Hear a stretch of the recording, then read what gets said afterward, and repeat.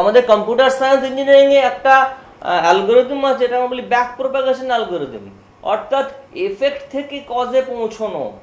অর্থাৎ যদি আপনার প্রেডিকশন ঠিকঠাক হয় তাহলে আপনি বুঝবেন যে আপনার ন্যাটাল চার্টও ঠিকঠাক ড্র করা হয়েছে। তার থেকে বড় কথা, আপনি বুঝবেন যেটা আপনি ঠিকঠাক পার্সনের কাছে গেছেন। আপনার যে সম্বন্ধে জীবনের মেন শুরু থেকে আপনার রোগ জ্বালা থেকে আরম্ভ করে আপনার লগ্নভাব থেকে আরম্ভ করে যে 12টা ভাব আছে জীবনের বিভিন্ন দিক, সেগুলো যে বলতে পারবে আপনাকে কিছু না জিজ্ঞেস করে, আপনার সমস্যার কথা না জিজ্ঞেস করে, তিনিই তো অ্যাকচুয়াল প্রকৃত অ্যাস্ট্রোলজার। এবং তাহলে আপনি বুঝতে পারবেন যে আপনি ঠিকঠাক লোকের কাছে পৌঁছেছেন, ঠিকঠাক অ্যাস্ট্রোলজারের কাছে পৌঁছেছেন। আজকে ঠিক এরকম একটা সূক্ষ্ম ব্যাপার নিয়ে আলোচনা করব। সেটা হচ্ছে, দেখবেন যে অনেকে বলে যে আমার কোন দিকে, আমি যে এখানে আছি, আমার এই জায়গাতে আমি এখন বর্তমানে আছি, তো আমার কোন দিকে গেলে কর্মজীবন আমি উন্নতি করব। অর্থাৎ দিক মানে ফিল্ড বলছি না, ডিরেকশন বলছি। অর্থাৎ আমি কোন দিকে যাব, আমি ইউরোপিয়ান কান্ট্রিতে যাব, নাকি আমি এখানে ইন্ডিয়াতে আছি, ক্যালকাটা আছি, ক্যালকাটা থেকেই থাকবো, নাকি আমি গালফ কান্ট্রিতে যাব, আমি ইউএইতে যাব, কোন দিকে যাব। তো এই দিকটাও কিন্তু ভালো করে বোঝা যায়।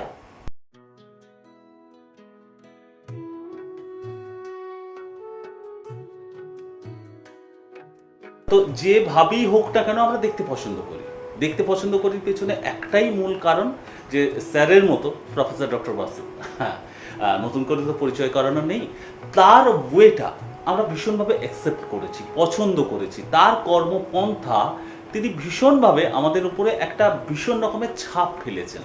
হ্যাঁ, পড়বেই না ভাই কেন, একটা নামজাদা ইঞ্জিনিয়ারিং প্রতিষ্ঠান ঠিক যেভাবে ছাত্রছাত্রীদের মানে সেখানে অধ্যাপনার পাশাপাশি কম্পিউটার সায়েন্সের সিনিয়র ফ্যাকাল্টি মেম্বার তিনি, সেখানে স্টুডেন্টদের ক্ষেত্রে তাদের লেখাপড়া শেখানোর ক্ষেত্রে সেই ফিল্ডের যেভাবে ইম্প্যাক্টটা পড়ছে তার মাধ্যমে, একজন শিক্ষিত ব্যক্তিত্ব হলে সেটা ছাপটা কিন্তু সব জায়গাতেই পড়ে। মানে তার কর্মটা শুধু তার একার কর্ম হয় না, অনেকের কর্মের উপরে ভীষণ রকমের ছাপ পড়ে, এটা বাস্তব।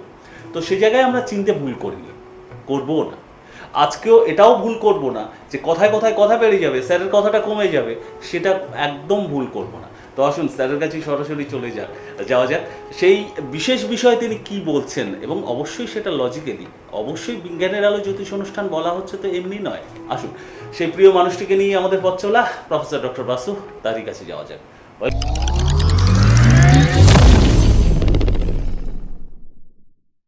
Welcome sir. Thank you.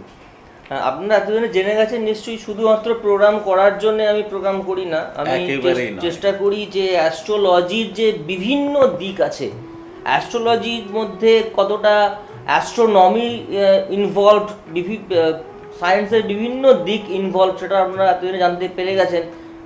কয়েকদিন আগে আমি যে এপিসোডটা করলাম দুখানা ইকুইনক্সের উপরে, অ্যান্ড প্রেসিশন অফ ইকুইনক্সের উপরে, কীভাবে গ্যালাক্সিতে যে বিভিন্ন তারা নক্ষত্রের যে চলাচল, সেটা আমরা কীভাবে ম্যাপ করি এবং তার শুরুটা কোথায় হয়। অর্থাৎ মেষ রাশি থেকে আমরা 1 নম্বর ধরে বিভিন্ন কাউন্টিং করি, মেষ রাশিকে কেন ওখান থেকে আমরা অ্যাস্ট্রোলজিক্যাল ইয়ার সেখান থেকে শুরু হয় মেষ রাশি থেকে, এগুলো আলোচনা করতে গিয়ে অ্যাস্ট্রোনমি নিয়ে আলোচনা করছিলাম।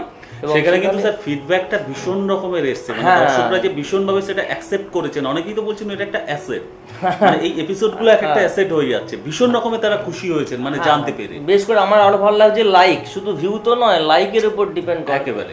তারা লাইক করছেন, এটা আমার ভালো লাগছে জেনে।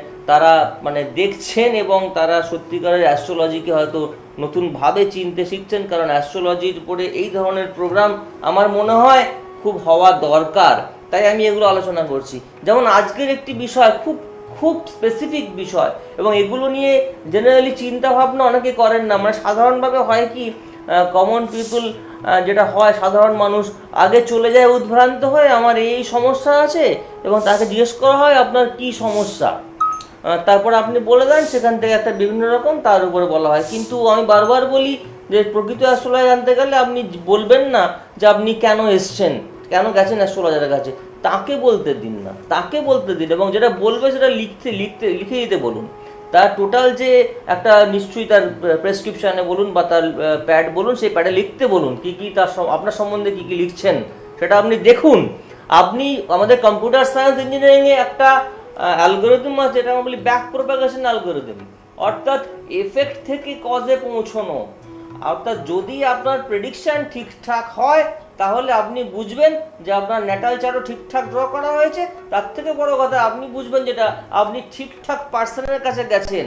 আপনার যে সম্বন্ধে জীবনের মেন শুরু থেকে আপনার রোগ জ্বালা থেকে আরম্ভ করে আপনার লগ্ন ভাব থেকে আরম্ভ করে যে 12টা ভাব আছে জীবনের বিভিন্ন দিক, সেগুলো যে বলতে পারবে আপনাকে কিছু না জিজ্ঞেস করে, আপনার সমস্যার কথা না জিজ্ঞেস করে, তিনিই তো অ্যাকচুয়াল প্রকৃতি অ্যাস্ট্রোলজার। এবং তাহলে আপনি বুঝতে পারবেন যে আপনি ঠিকঠাক লোকের কাছে পৌঁছেছেন, ঠিকঠাক অ্যাস্ট্রোলজারের কাছে পৌঁছেছেন। আজকে ঠিক এরকম একটা সূক্ষ্ম ব্যাপার নিয়ে আলোচনা করব। সেটা হচ্ছে দেখবেন যে অনেকে বলে যে আমার কোন দিকে, আমি যে এখানে আছি, আমার এই জায়গাতে আমি এখন বর্তমানে আছি, তো আমার কোন দিকে গেলে কর্মজীবন আমি উন্নতি করব। অর্থাৎ দিক মানে ফিল্ড বলছি না, ডিরেকশন বলছি। অর্থাৎ আমি কোন দিকে যাব, আমি ইউরোপিয়ান কান্ট্রিতে যাব, নাকি আমি এখানে ইন্ডিয়াতে আছি, ক্যালকাটা আছি, ক্যালকাটা থেকেই থাকবো, নাকি আমি গালফ কান্ট্রিতে যাব, আমি ইউএইতে যাব, কোন দিকে যাব। তো এই দিকটাও কিন্তু ভালো করে বোঝা যায়, এই দিকটাও ভালো করে বোঝা যায়। আমি ফর এক্সাম্পল আপনাকে বলছি, যেমন দেখবেন বৃশ্চিক লগ্নের জাতক জাতিকারা যেখানে জন্মেছেন সেখান থেকে উত্তর দিকে তাদের কিন্তু কর্ম যদি যান, উত্তর দিকে গেলে অর্থাৎ উত্তর ডিরেকশনে, নর্থ ডিরেকশনে যদি তার কর্মস্থল হয় তাহলে জীবনে অনেক উন্নতি করবেন। সিমিলারলি যদি ভার্গ হয়, কন্যা লগ্ন হয়, তাহলে কন্যা লগ্নের জাতক জাতিকা যদি দক্ষিণে থাকেন তাহলে কিন্তু দক্ষিণের দিকে যান, তাহলে কিন্তু তার কর্মজীবন কিন্তু অনেক অনেক বেশি উন্নতি করবে। এখন ফর এক্সাম্পল দেখুন, যদি কারো কলকাতায় জন্ম হলো, তো কলকাতা থেকে আমি বলবো দক্ষিণে যেতে, মানে ইন্ডিয়ার বাইরে দক্ষিণ, না ইন্ডিয়ার মধ্যে দক্ষিণ, নাকি ওয়েস্ট বেঙ্গলের দক্ষিণ, নাকি কলকাতার দক্ষিণ, সেটা কি করে বুঝবেন? আরও সূক্ষ্ম জায়গায় আসতে হবে। কি করে আসতে হবে? সেখানে কিন্তু শুধু D1 দেখলে হবে না, D1 A 10th house very very important, and তার সঙ্গে D10 দশমাংশ। আপনারা প্রত্যেকেই জানেন আমি 14 থেকে 16 থেকে 20টা চার্ট করে থাকি একজনের জন্য, দরকার হলে আরো বেশি করি। তো তা সেই জায়গাতে প্রত্যেকটা ভাবের আলাদা আলাদা চার্ট আছে। ঠিক সেরকম কর্মভাবের জন্য আমি শুধু 10th হাউসকে গুরুত্ব দেবো না, আমি শুধু 9th হাউসকে গুরুত্ব দেবো না, আমি শুধু 6th হাউসকে গুরুত্ব দেবো না, তা দিয়ে ওটা জেনারেল। তারপরে আমি কিন্তু D10 এ আসবো, দশমাংশ, একদম সেপারেট একটা চার্ট, যেটা কিনা শুধুমাত্র কর্মের জন্যই ডেডিকেটেড, অর্থাৎ it's solely responsible for the profession of particular native. তো সেখানে দেখতে হবে, তার জন্য জানতে হবে ডিভিশন চার্ট কি করে দেখতে হয়।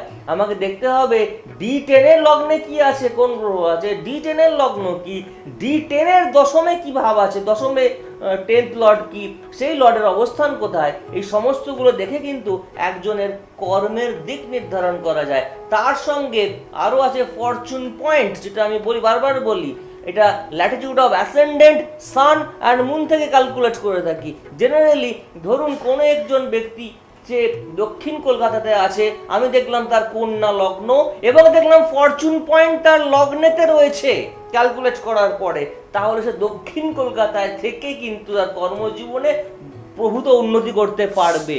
যদি সেই জাতক জাতিকা কন্যা লগ্ন, তার দক্ষিণে আমি দেখতে পাচ্ছি তার যে দক্ষিণ দিকে যে গেলে কাজের উন্নতি হবে, প্রফেশন অনেক বেশি ইমপ্রুভ করবে সে, কিন্তু তার লগ্ন সাপেক্ষে তার ফরচুন পয়েন্ট হয়তো 11th আছে বা 12th আছে, তাহলে বলবো ইন্ডিয়া ছেড়ে দক্ষিণের কোনো কান্ট্রিতে, সাউথের কোনো কান্ট্রিতে গেলে ভালো হয়।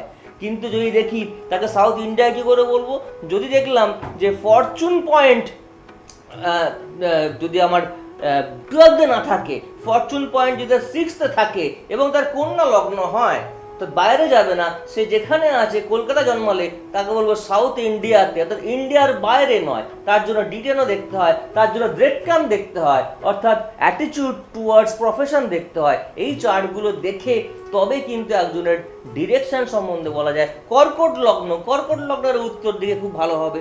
আবার ধরুন মেষ লগ্নের ক্ষেত্রে পূর্ব দিকে যদি যায় খুব ভালো হবে।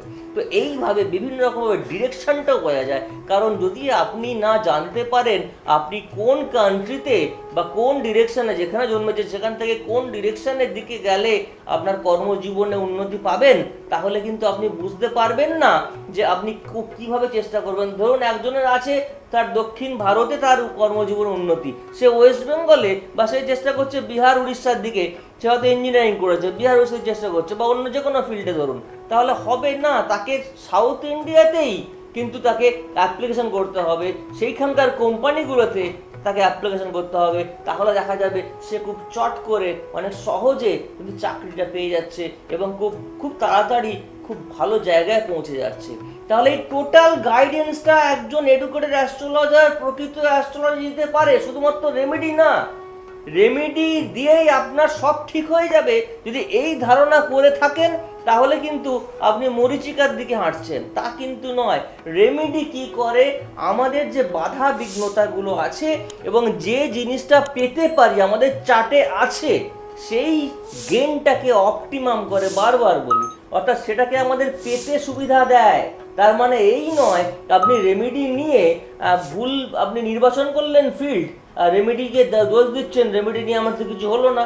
আপনি ভুল চয়েস করেছেন, আপনার ছিল ইঞ্জিনিয়ারিং হওয়ার, আপনি পড়েছেন ফিজিক্সে অনার্স নিয়ে পড়েছেন, এমএসসি করেছেন, আপনি স্কুল টিচিংয়ের জন্য চেষ্টা করছেন, তাহলে তো হবে না। তো রেমেডি আপনাকে কী করবে, হট করে আপনাকে কি ইঞ্জিনিয়ারিং ডিগ্রি পাইয়ে দেবে?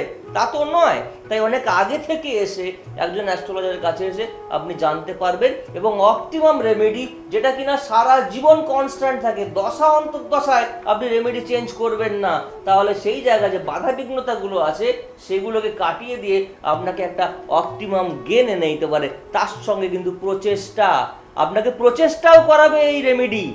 আপনি আগে যেরকম ল্যাথার্জিতে ভুগতেন, পড়াশোনা করতেন না, আপনি ওটা ডাইনামিক ছিলেন না, দেখবেন রেমেডি নেওয়ার পরে উইদিন 1 মান্থ আপনার অ্যাটিটিউড চেঞ্জ হয়ে গেছে, আপনার অ্যাটিটিউড টুয়ার্ডস আপনার প্রফেশনাল লাইফ পুরো চেঞ্জ হয়ে গেছে, আপনার বিভিন্ন জায়গাগুলো যেগুলো আগে প্রবলেম ছিল সেগুলো ঠিক হয়ে গেছে। এগুলো পাওয়া যায়, রেমেডি সেগুলো করে দেয়।